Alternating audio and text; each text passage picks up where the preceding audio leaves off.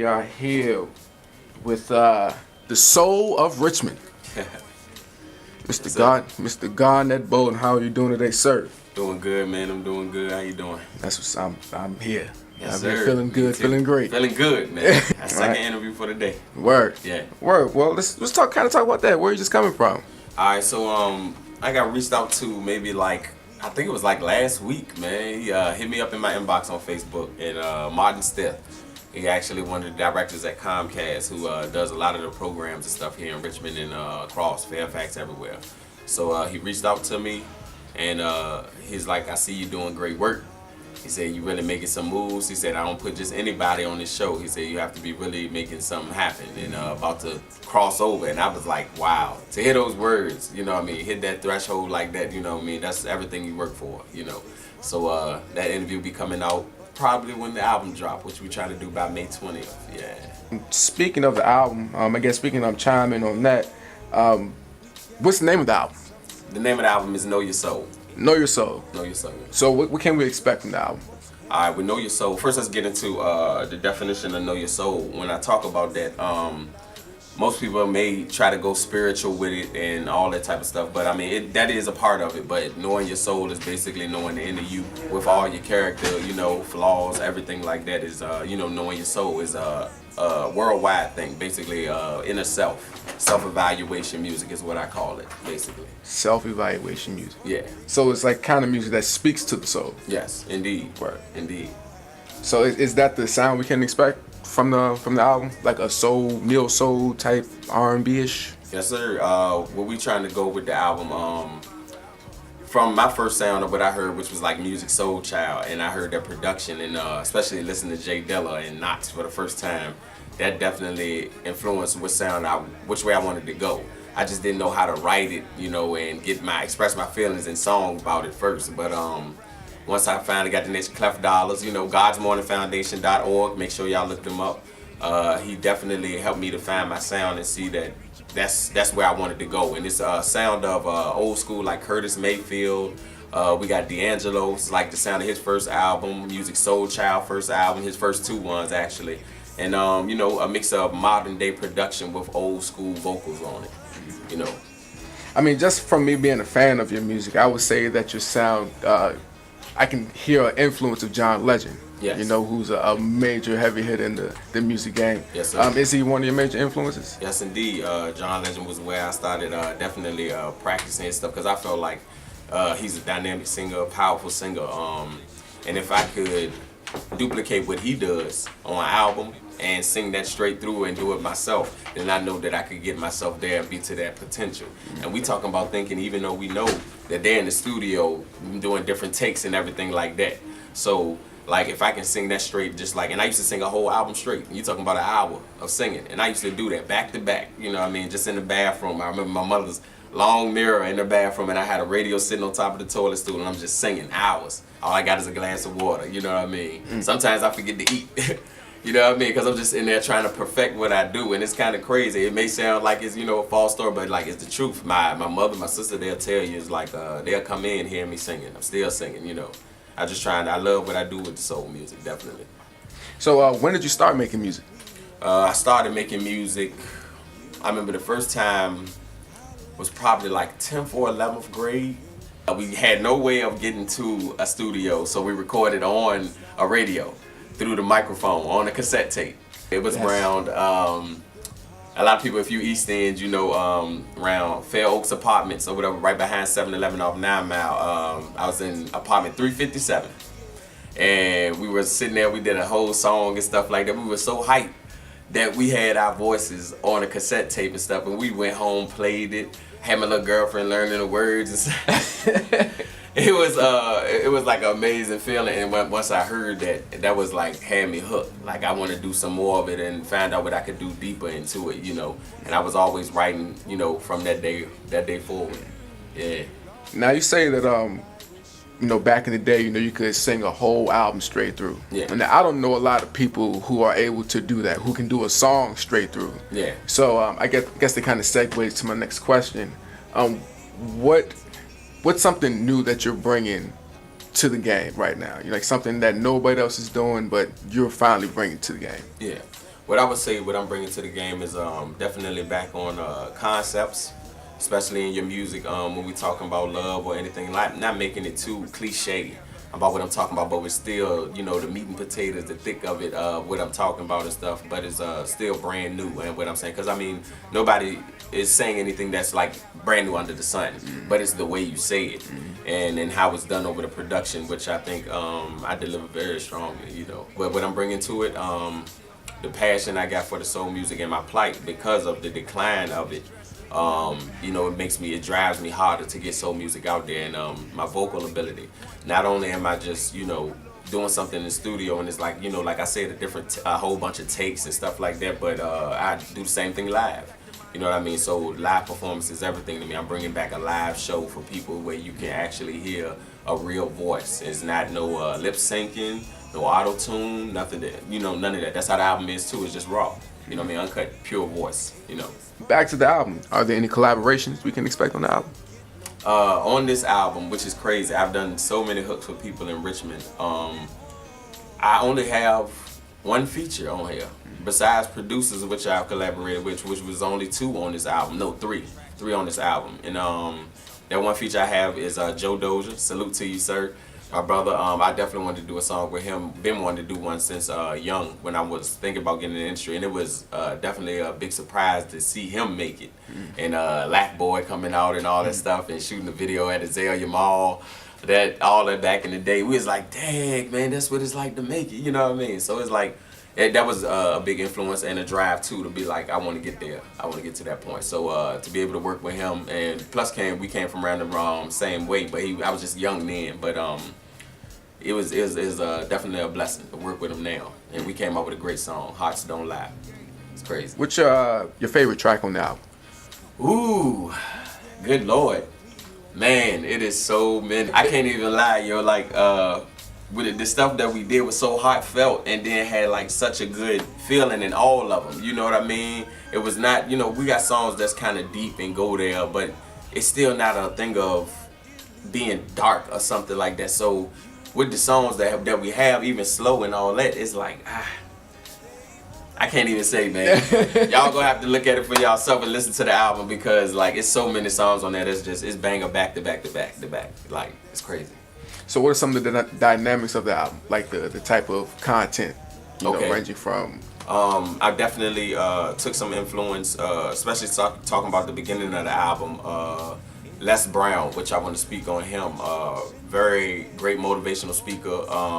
Started off in radio himself with music, and he has a Grammy from his PBS show. He was nominated, and he won the award. But I heard this, I just came across it maybe like 2 days before we completed the album, his speech.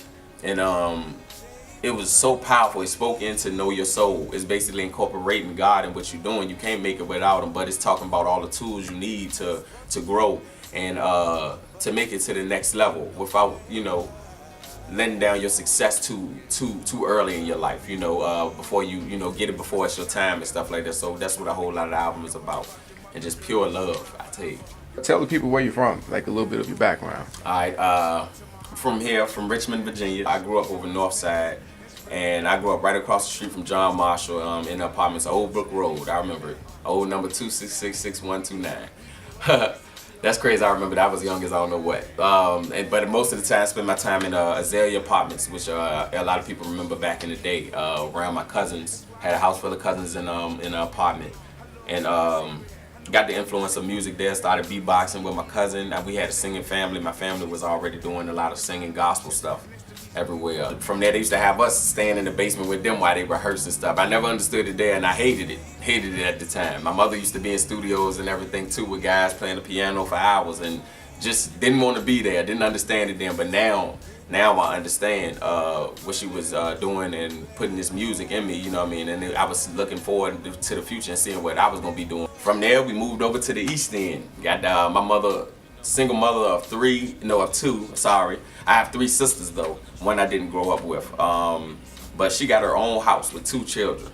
You know, a lot of people say she wouldn't do it, wouldn't make it and stuff like that, but she a powerful woman. Deborah Boldin, love that woman. And she just was my whole musical influence. She was always singing Anita Baker and Shaka Khan and stuff like that. Even recorded Anita Baker's song called Been So Long, Ain't It?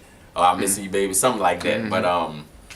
But yeah, that's always been, I remember I used to listen to that cassette tape all the time, you know, listening to her. But my upbringing was really good, especially in the music. And I played instruments, the trumpet, was on TV in middle school, you know, all types of things like that.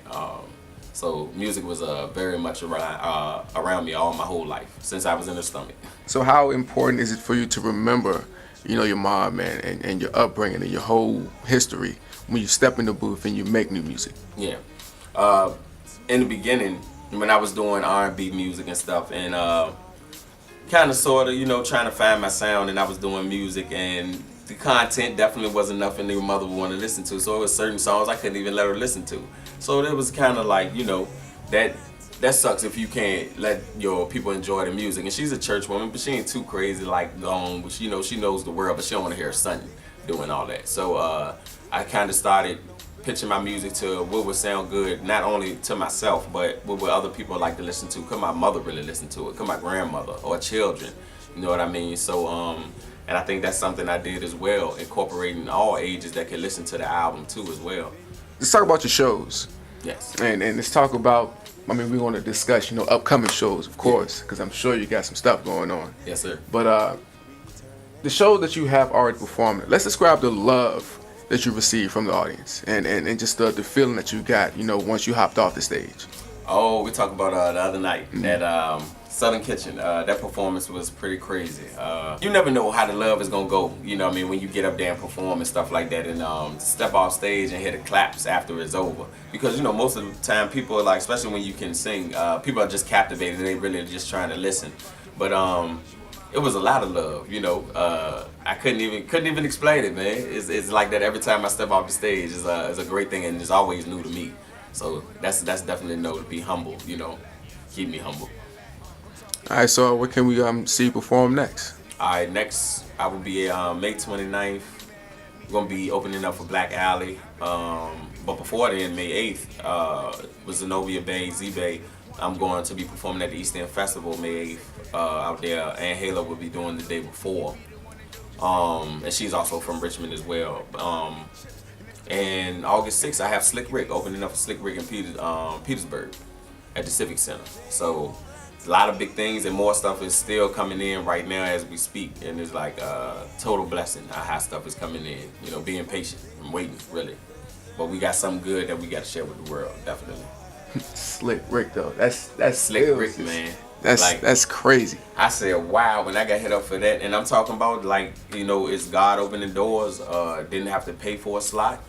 People seeing the talent that I have and the hard work that I've been putting in, and they gave me those spots. It was nothing of who I knew or anything like that. You know, I mean, it's who I know, but don't get me wrong. But, you know, you got to have some talent to be able to do stuff like that. And for them to think of me and reach out to me and say, I want you to do this, that's a blessing. Yeah, I mean, you can have the talent, but if you don't put in that leg work, it's all for nothing. Yeah. It's all for nothing. I feel like that's the curse. Yes, that you can have the gift, but if you're not working with it, that's your curse. Yeah, and it takes a grind as well, man. And I've been grinding for a long time in Richmond for the people who do know me. All the work that I put in. A couple people have told me I inspired them because, like, I would perform at a show, and like I'm talking about, I would be booked like 7 days, sometimes a month, and this is local artists. You know what I mean? So, and some days I would be double booked. I'd go perform on the stage and leave. And I remember one guy came up to me and he was like, hey man, where you going? You leaving? I was like, yeah, I got another gig. And it was like, what? He told me later on, he was like, I got to step my game up. You know what I mean? He said, this is his slogan, always doing the most, you know what I mean? And that's what I was trying to do, man. I had like such a hunger to get, you know what I mean, what I was trying to do out there. You know what I mean? Nowhere knowing how I was going to do it, but I was just going to go sing, you know what I mean? And something was going to happen, you know. So what are some of the obstacles that you had to overcome? Lord, money, number one. I started off, man, in the scene of hip hop, and I definitely was going to verses and stuff. That's why I started doing my singing and stuff. I bombed, like the first 2 times because I was just stepping on stage and still had that nervousness in me. So I shook that off, and it was something I really wanted to do. And so I just kept coming back, and I finally did what I knew I could, you know, and from there it just took off. So the obstacles definitely was money. At first, I wanted to dress a certain way to go with what I had, you know, but I didn't have the money for it. Sometimes I was doing a bunch of those shows, just making it on $10 worth of gas, and you know, won't eating right. It was getting sick and stuff because all I was thinking about was the music, and that's how hungry I was about it. And management was another obstacle. Still to this day, I don't have management, and to get it this far is pretty amazing to me, because I had nobody teaching me stuff, and I did make some strategic moves that I thought were right or whatever, and some stuff worked, a lot of stuff didn't. But management was a big obstacle. I never had nobody who really believed in soul and what I was doing and stuff. Not until now, as I'm finding my sound, which it comes in the right time and stuff. But I don't think management back then really knew what to do with me, or it was people who just trying to, you know, had their own agenda and trying to do stuff. So I think those were the 2 key things that really were obstacles. I just had no contacts and really to get out there, and nobody who was willing to show me, like take me under their arm and be like, hey, this how you do it. I think you got the talent, let's, you know, help you, you know. But it comes, you know. Mm-hmm. Hey man, that's how you know when you have a divine intervention. Yes. God was putting stuff in place, and I already, you know, recognized, you know, in my journey, which is, I always told myself that the journey is definitely the great thing, because you, if you have success and just jump straight from nothing, I mean, you gonna lose it, you know what I mean? So the journey, I needed that to build me up, and I knew it's gonna happen one day, but you don't know when, and you gonna go through a whole lot of obstacles and stuff like that. So it's you know, definitely a mental thing, you know what I mean? Been down and up process. So where can the people find you? People can find me. I make it easy for people to find me. It's Garnett Boldin, at Garnett Boldin on everything. GarnettBoldin. That's marketing tool number 1, giving some jewels away. If you are an artist and you're just starting and you want to be found, do not have a bunch of different names on all your websites and all that stuff. Make it easy for people to just click something and find who you are. And Garnett Boldin is everything, man. Reverb Nation, Google, Twitter, Instagram, all that stuff, you know. Make sure you check out the album. May 20th is when we definitely trying to drop it. It's going to be definitely an experience. We had 3 listening sessions, and I want to tell you that we only expected to have 1 for this album. When we put it together in like 2 days, I just reached out to people, made a status on Facebook, and just put the word out, and everybody just started coming. And after we had to finish up the first listening session, more people came. And they were like, well, can we hit an album too? So we ended up doing it 2 in 1 day. And then probably like maybe 4 or 5 days later, a lot of people were interested again. So I threw another one. And the response that we received there, no bad reviews. You know, nothing anybody can find wrong with it. They're just saying it's genuinely a good album, something that they can listen to every track. And that's hard to say these days in music. I actually put some work into this. It took me like a year to record this album, even with my engineers leaving Richmond and living in LA, and one producer I never even met. We did this whole album, never even met face to face, just sending music and stuff back and forth. But God sets you up, you know, in positions when doors are shut. It's not a door shut to me. I feel like that is just not meant for me. And that one door that I get will open. And I just want y'all to enjoy this album, Know Your Soul. It's gonna be an experience. Can't wait for y'all to hear it. Shout out to my brother, definitely, man, out there in LA hustling, all the way from Richmond, Dolomite, aka, you know, his real name Gavin Brown. Search him on Facebook. My other producer on the album, Tim White, aka DJ Rage. Make sure y'all look him up on Facebook and SoundCloud and everything. He did a lot of the beats on my album as well, most of the album as well. And Joe Dozier, who was featured on the album, Clef Majors, mixing down the album here at Sound of Music. Make sure y'all check him out. Reach out to him too as well. And it's fun. Hey. Know your soul, baby. Know your soul.